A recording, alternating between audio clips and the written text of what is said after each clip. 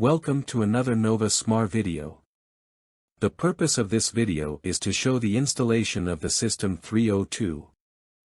We have a table, and this table shows the installation options and the supported prerequisites. So, it is important to note the compatibilities for each version. Let's take an example. If you are going to install version 8.2.2, it is compatible here with Windows 11. Professional.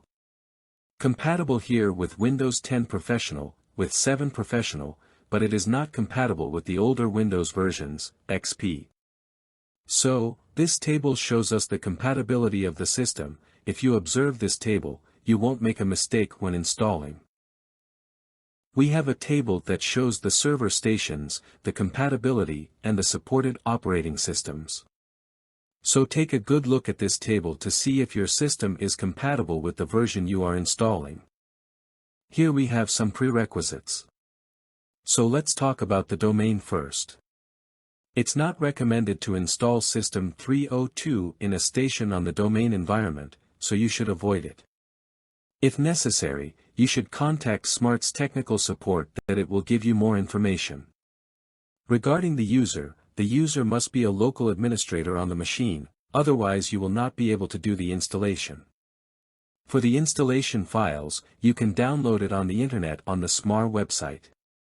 For example, we have there the System 302 version 8.2.2 ISO file to do the installation. You need to disable your firewall options. Let's search in Windows and type Windows Defend Firewall. To get access to this window, the window for disabling the firewall will open. In this window, turn off all firewall options. Another important configuration is also to configure the User Account Control, UAC. Let's look into Windows, and configure this control. In this window we will set the Never Notify option, as shown in the Windows picture. To start the installation, let's open our System 302 ISO file, double-click to open the software for installation. To start the installation, let's click on Setup. A window will open, which shows some information about the System 302, and also shows the version we will be installing. Click Next to continue. Here is also more information about the system, and you can click Next to continue. Now let's click on Start Check. To check the components, the system will check the missing components and the correct ones. In the window that opens, we will have the option to install SQL 2014. Click on OK to continue, and automatically it will give procedure in the installation. After checking the components, a window will indicate the configuration needs of the components, so let's click where indicated to continue configuring the necessary components. Two windows will open, one window with a manual, you click OK.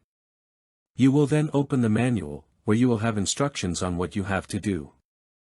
In the other configuration window, you have to check the options indicated by the manual to proceed with the installation. One of the windows that will open of Windows Resources, we will have to mark the options as indicated by the manual. As shown in the picture, we check .NET Framework 3.5. As the manual shows, let's enable the Management Compatibility options IIS. Let's select the ASP and ASP.NET options. Next, we will select the Common HTTP resources. As the guidance in the manual shows, the window shows the progress of the installation of the components. At the end it will tell you that the installation has been completed. Let's close this window to continue.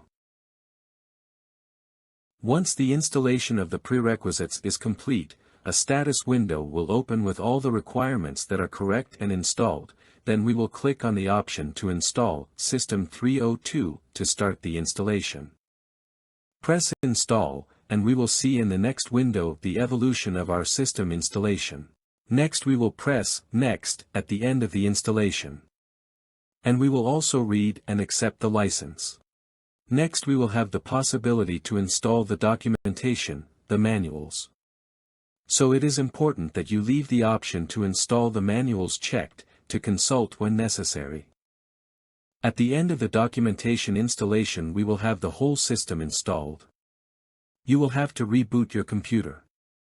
And then, next, we're going to do the initial System 302 settings so that the software can start.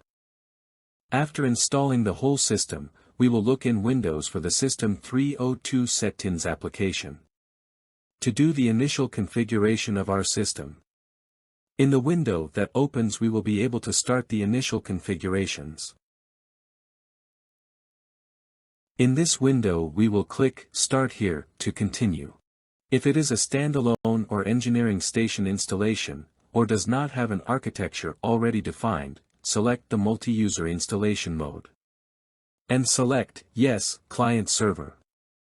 Then press Next.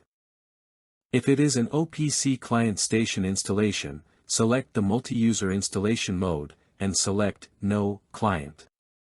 Enter the IP of the client station. If it is an installation for a station that will replace an existing one, follow the same guidelines as the previous configurations.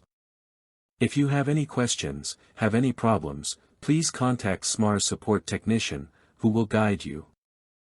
Let's select ours as engineering and then configure our server by clicking on the IP address option of our computer.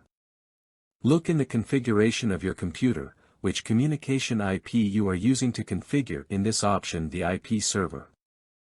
By enabling the Time Synchronization option we will define that in the automation network a time server, NTP protocol, will be used.